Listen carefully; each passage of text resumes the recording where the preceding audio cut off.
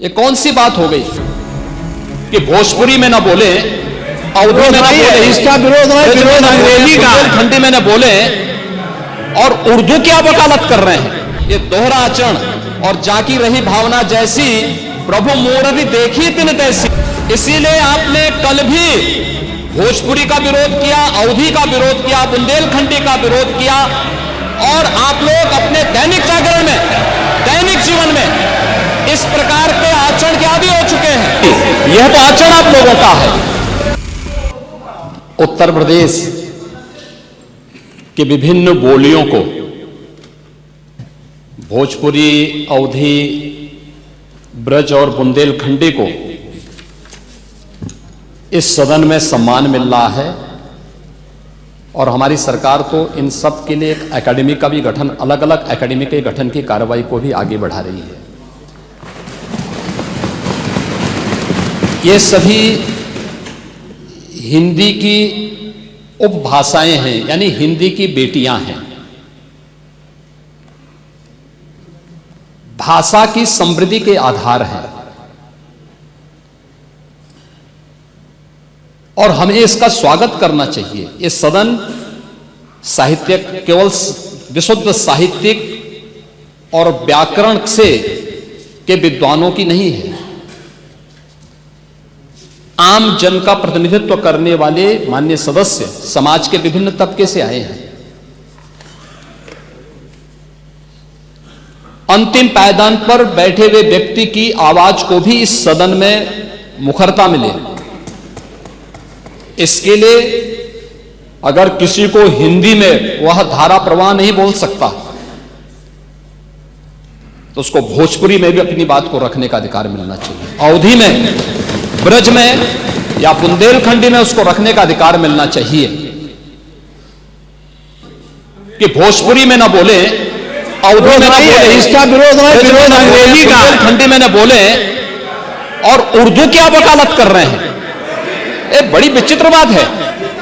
आप मुझे बताइए, मैं इसीलिए कहता हूं कि आप समाजवादियों का चरित्र ही इतना दोहरा हो चुका है, इतना दोहरा हो चुका है कि अपने बच्चों को भेजेंगे इंग्लिश पब्लिक स्कूल में और दूसरों के बच्चों को बोलेंगे कि एक गांव के उस विद्यालय में पढ़े जहां संसाधन भी नहीं है।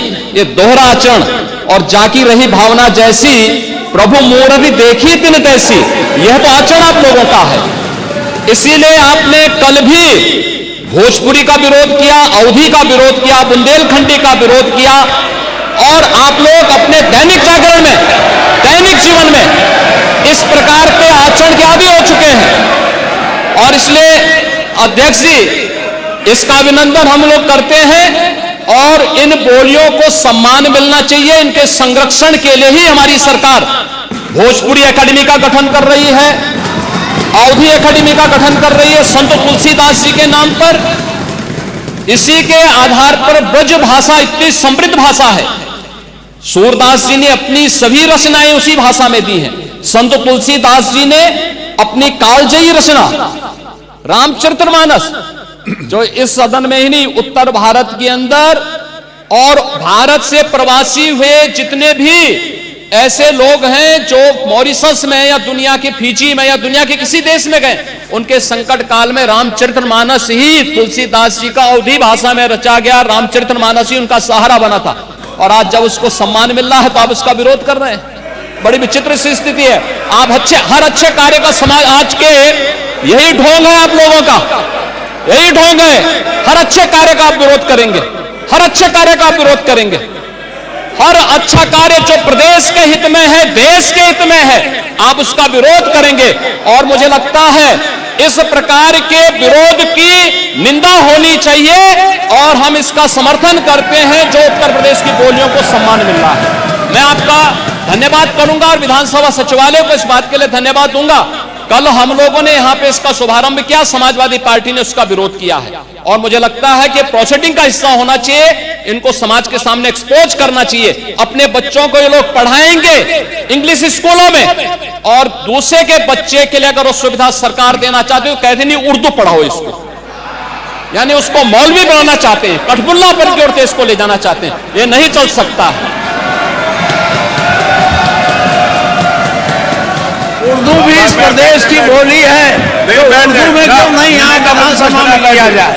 उर्दू भी उत्तर प्रदेश में बड़ी संख्या में बोली जाती है, तो उर्दू को मेरा केवल विरोध अंग्रेजी का, क्योंकि अंग्रेजी से अंग्रेजी कौन गांव में जानता है? यहाँ बोला जाएगा तो अंग्रेजी में कौन समझेगा? कितने लोग हैं? इसलिए इस विधानसभा को कुलीन तंत्र की विधानसभा न बनाइए, यही मेरा अनुरोध है। दुनिया बदल रही है और ये भारत के लिए ला रही है इन्फिनिट अवसर, जिसे हम कहते हैं मिनट इन्फिनिट। आइए आइडियाज ऑफ इंडिया के मंच पर समझे इसी मिनट इन्फिनिट को 21 और 22 फरवरी abplive.com पर।